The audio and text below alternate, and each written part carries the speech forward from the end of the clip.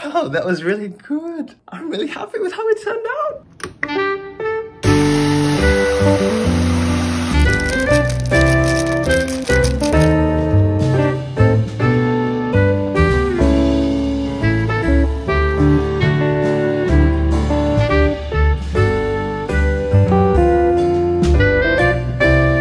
Sambil nunggu mie-nya mateng, mari kita kelas dulu di Cakap.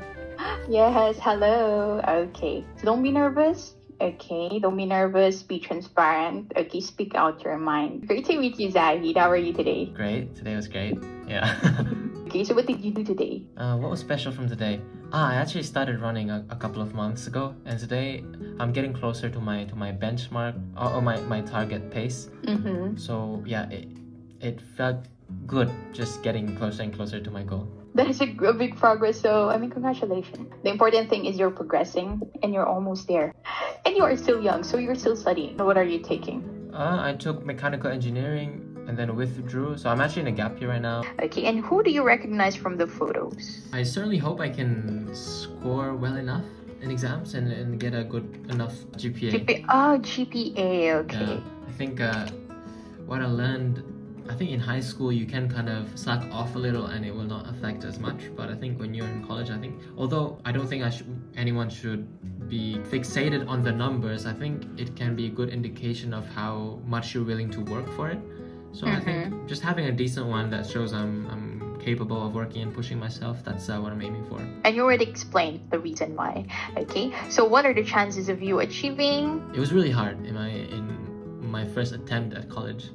It was really hard, but I think that experience of not being able to navigate it as easy as I hope, I think that experience has taught me things which will be more useful in my next attempt at college, my second attempt. Great job today. Thank you so much, and you're a brilliant one. Okay, I hope to see you in your future classes. Thank you. Okay, thank you, Bye. Zahid. Bye. Thank you.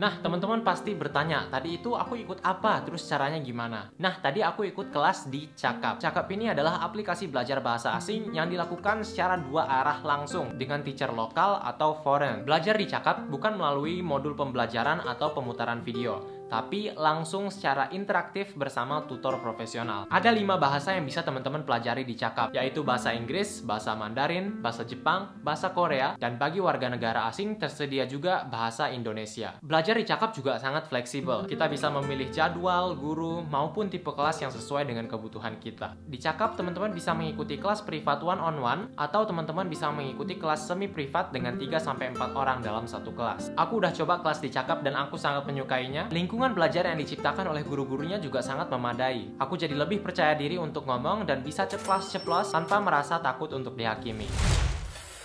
Wow. Hai teman-teman, jadi sekarang tuh udah masuk bulan ke-8 dari gap year-ku, dan akhirnya seiring berjalannya waktu mulai kelihatan opsi-opsi universitas berikutnya di mana. Nah, jadi kemarin itu aku menyelesaikan interview untuk salah satu universitas yang pengen aku tuju. Sayangnya untuk kali ini aku belum bisa ngasih tahu tujuan universitasnya itu kemana. Jadi untuk interviewnya ini aku dapat jadwal pagi jam 9-an. Nah, dari kemarinnya itu sebenarnya aku udah siap-siap untuk bangun jam 8 atau jam 7 gitu. Kenapa aku siap-siap buat bangun jam segitu, bukannya jam segitu udah kesiangan? Itu karena selama gap year ini memang jam tidurku tuh agak kedorong ke atas. Karena banyak kegiatan tuh yang justru dia jam 12 sampai jam 1, jam 2 dini hari gitu. Jadi karena itu, supaya aku tetap dapat tidur yang cukup, abis subuh jadi mau nggak mau kayak harus tidur lagi. Nah, tapi ternyata pas di hari H itu, walaupun aku udah set alarm, aku udah ngasih tahu ke ibuku juga bahwa aku ada interview jam 9 dan aku harus bangun cepet. Ujung-ujungnya alarmnya itu kelewat. Terus ibuku juga lupa. Jadi aku bener-bener bangun tuh kayaknya bangun karena nggak tahu gitu, ada dari bagian diriku yang nyuruh aku buat bangun, dan itu udah kayak 10 menit lagi sebelum interviewnya dimulai. Okay, so I just missed my alarm clock and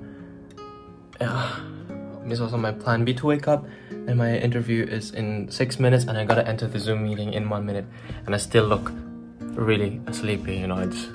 I clearly look like I just woke up in my hair. Oh no. Sorry. Jadi memang pas interview itu aku baru muka bantal dan kemudian rambutku ada yang berdiri sedikit, kemudian mataku itu kayak kelihatan banget ngantuknya gitu. Jadi dari sini aku belajar kalau kayaknya emang paling bener kalau misalnya ada kegiatan pagi itu bangunnya emang harus 2 jam 3 jam sebelumnya. Aku masalahnya kemarin tuh karena merasa agak ngantuk kan. Oh ya udah 15 menit lagi, 30 menit lagi. Tahu-tahu bangun-bangun aku langsung lari-lari, harus ganti baju, terus langsung cuci muka, dan rambutku yang masih berdiri itu harus aku basah-basahin dan semacamnya. Aku juga nggak ada waktu buat kayak nenangin diri. Jadi habis bangun tuh langsung harus lari ke depan Zoom, kemudian ya siap-siap mau nggak mau harus mulai wawancaranya. Nah awalnya itu aku nggak begitu pede dengan wawancara ini karena di hari sebelumnya itu aku udah ada nge-set up call sama salah satu mentorku juga namanya Kak Fianka. Aku dibantu Kak Fianka ini udah kayak ngejalanin mock interview gitu atau simulasi interviewnya. Jadi pertanyaan yang ditanya-tanya tuh kayak kenapa kamu milih negara ini, kenapa universitas ini, terus kayak pengalaman-pengalaman hidup begitu. Hari kemarinnya itu dimana aku dilatih sama Kak Fianka, aku bener-bener banyak banget ngeblanknya, kayak aku nggak tahu mau jawab apa lagi. Kayak misalnya juga di dalam hatiku, aku merasa ada kayak impostor syndrome gitu. Aku mau jawab misalnya ditanya tentang channel YouTube. Itu di kepalaku meskipun secara objektif mungkin aku bisa melihat bahwa banyak yang dapat diapresiasi dari membangun channel YouTube dan audiens semacamnya. Cuma ada kayak semacam impostor syndrome di dalam diriku. Jadi aku nggak berani untuk ngejebutin hal-hal yang kayak mengangkat namaku atau yang menunjukkan kualitas diriku gitu. Aku nggak berani dan aku hanya kayak merendah diri jadinya, dan aku nggak bisa begitu luas untuk menceritakan siapa diriku sebenarnya. Untungnya Kak Fianka ini cukup pengertian, jadi aku dikasih tahu gimana caranya buat lebih tenang dalam interview. Salah satu caranya adalah dengan untuk mengambil waktu untuk menjawab pertanyaan-pertanyaan yang diberikan. Jadi kalau misalnya ditanya tuh nggak harus langsung, halo nama kamu siapa? Nama saya Zahid Azmi Ibrahim. Nggak harus langsung kayak gitu, bisa kita mikir dulu, halo nama kamu siapa? Nama saya Zahid Azmi Ibrahim. Ini kenapa ya pas aku lagi mood rekam di luar tuh ada yang lagi potong rumput. Semangat Pak.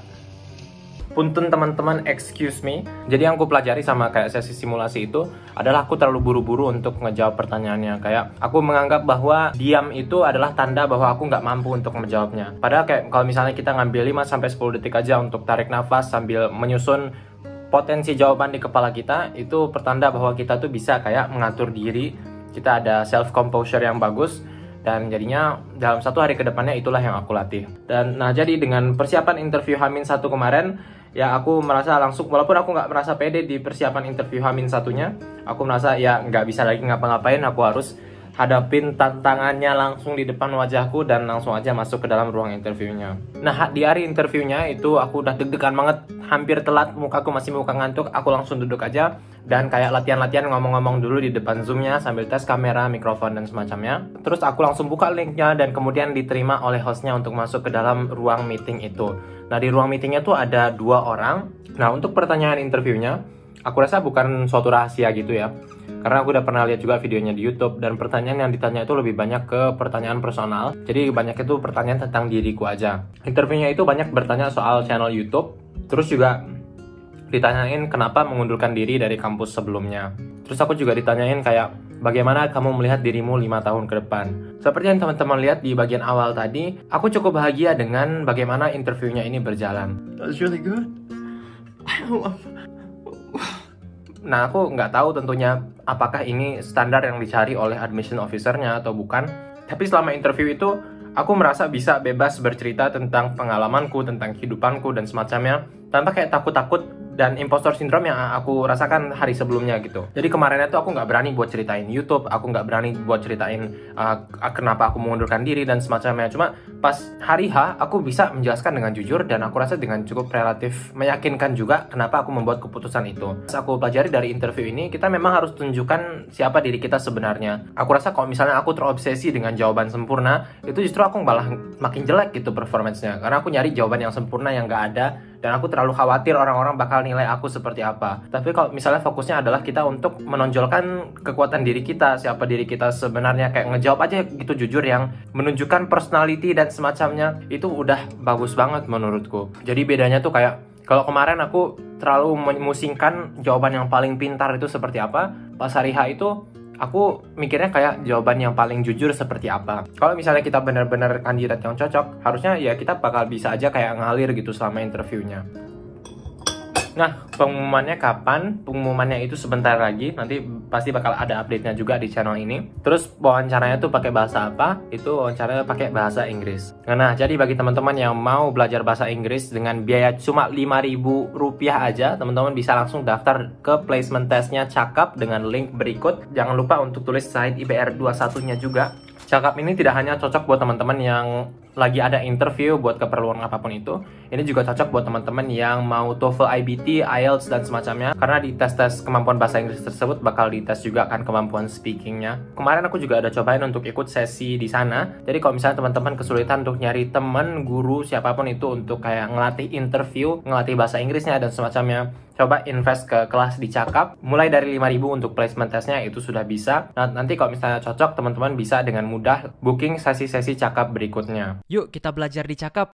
Oke teman-teman, mie-nya udah habis. Terima kasih banyak udah nonton video ini. Terima kasih juga udah mendukung dan mengikuti perjalananku selama gap year. Sampai jumpa pada video berikutnya. Dadah!